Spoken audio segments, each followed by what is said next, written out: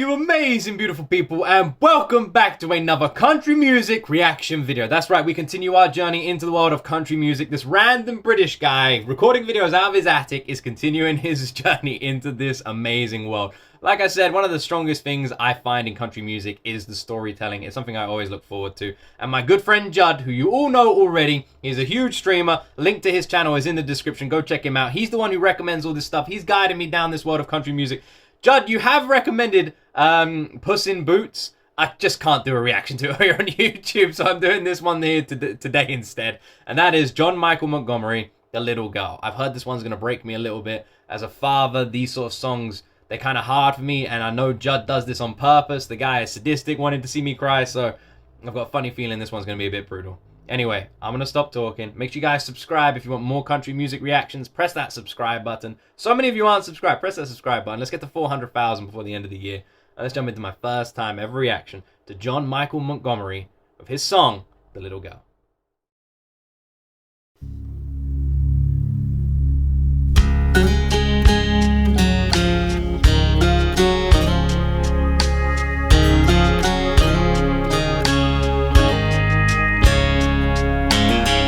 Her parents never took the young girl to church, never spoke of his name, never read her his word.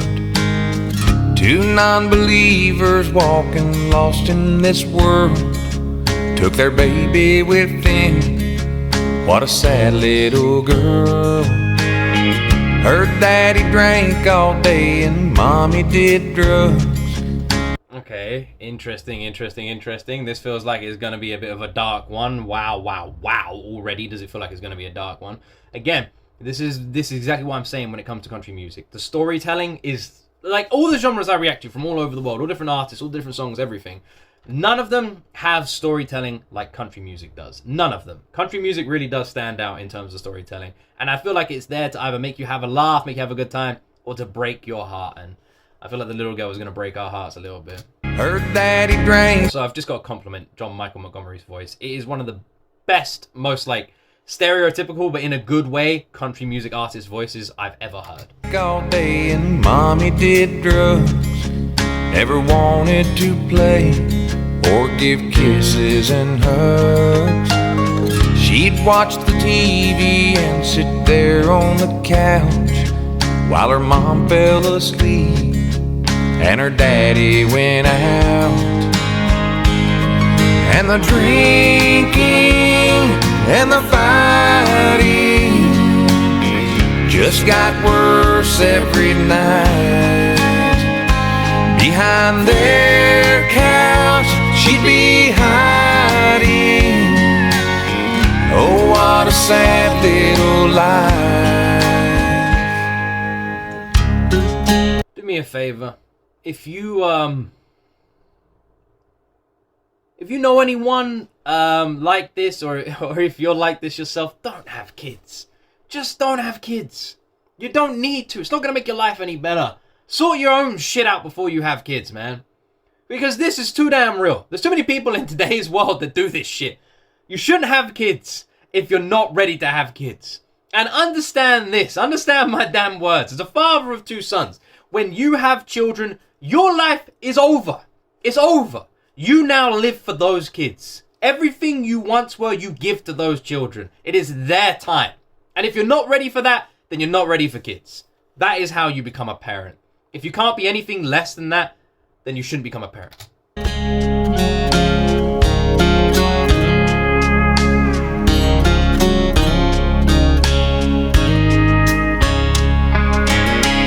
And like it always does, the bad just got worse with every slap and every curse. Until her daddy in a drunk rage one night used a gun on her mom and then took his life. And some people from the city took the girl far away to a new mom and a new dad. kisses and hugs every day.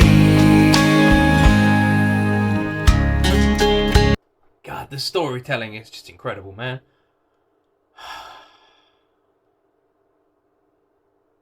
Someone like me, who was raised listening to heavy metal and rap music, who learned to open his mind and understand that all music should be appreciated and there's a whole world of music out there, who then started listening to Indian music and Korean pop and J-pop and Japanese metal bands and Filipino and Indonesian, and the list just went on and on and on, right?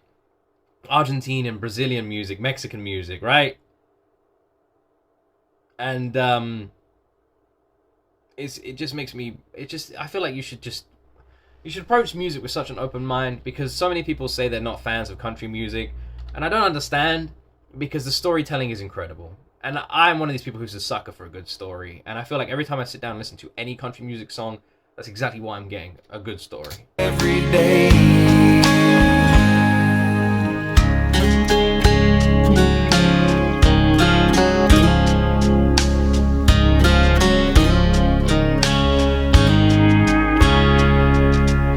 Her first day of Sunday school, the teacher walked in, and a small little girl stared at a picture of him. She said, "I know that man up there on that cross. I don't know his name, but I know he got off. 'Cause he was there in my old house and held me close to his side as I hid there behind our couch the night that my parents died."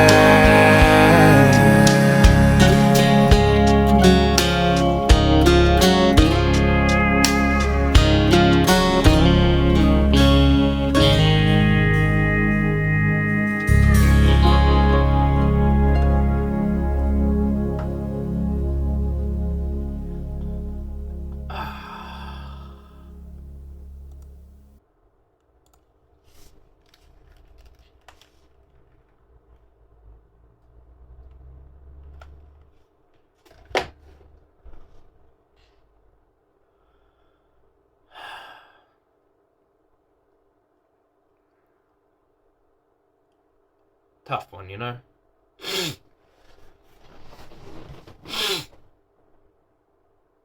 Well, I know it's not real. It's just a story. But it is real, right? This happens. This exists. This is something that should never happen, but does. And if it happens once, it's happened one time too many. And there's people out there who live lives like this and who don't get childhoods and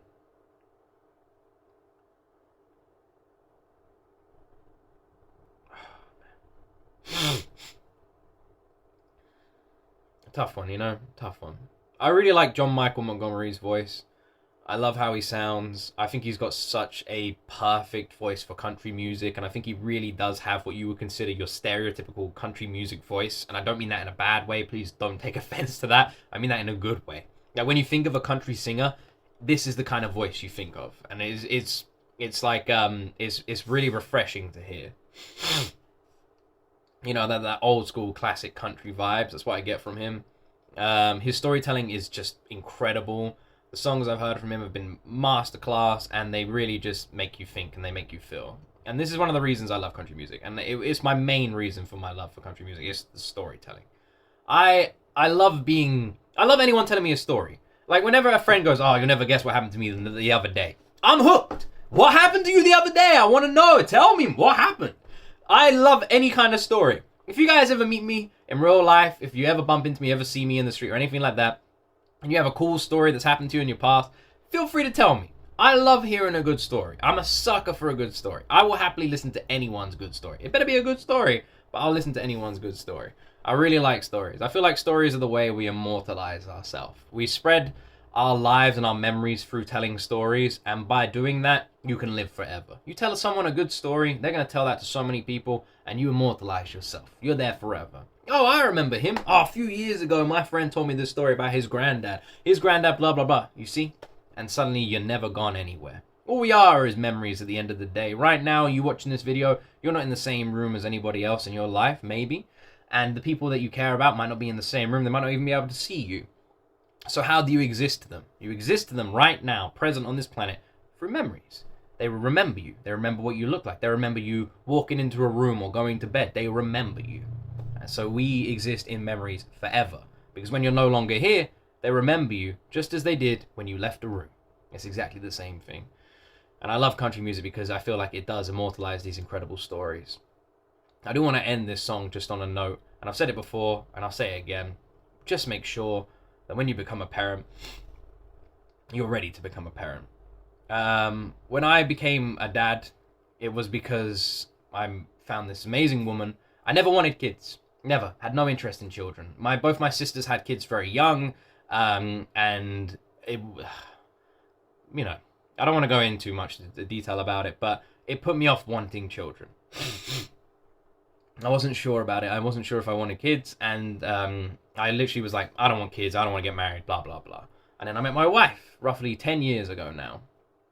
And I just met this person that we ended up like, because when you meet someone, I feel like you need to compromise. So when I met my wife, I was very different to her.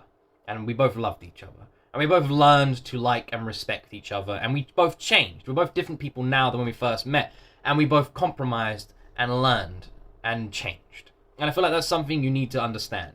Because when you meet someone, any person in this world, you're not identical. You're not the same person. You're both going to like different things. And it is about understanding what the other person likes. And over years, we just got stronger and stronger and stronger. And then wanted to get married. And then wanted kids. And I never thought I would ever want a child.